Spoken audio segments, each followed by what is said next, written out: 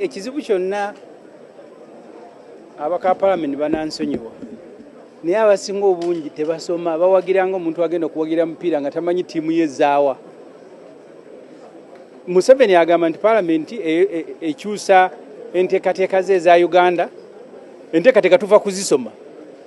Budget committee sene yaziteeka kugula ambulance, kuzimba amasomero.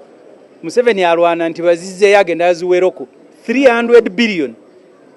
Speaker wandemesereza okugenda mu maaso bw'ogenda mu treasury operations vote 130 bateekamu item others.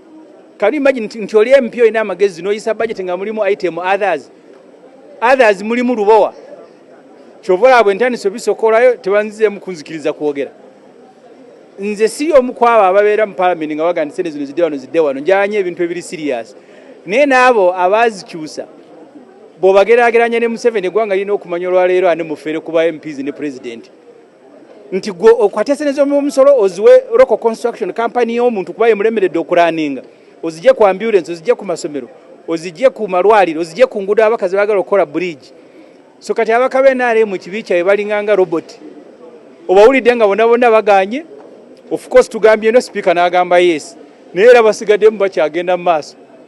Chairperson wa committee ya budget omala otya okusoma ebintu byasomye ng'okola omutwe gukola bulungi n'omala n'ogamba nti naye nzikiriza ebya Museveni iriere oba okyali chairperson wa budget committee. Museveni agamba nti tuwereko sente tuziwe Lubowa Pineti tuzijje ku bintu by'osomye ebiruma abantu n'omala n'ogamba nti nawakubadde nsomye bino ebintu ebiruma abantu naye sente nziwadde Museveni kubanga yoro ku bakwano be ng'abantu ba mismanaging company ye kati kuteka sente z'omusolo.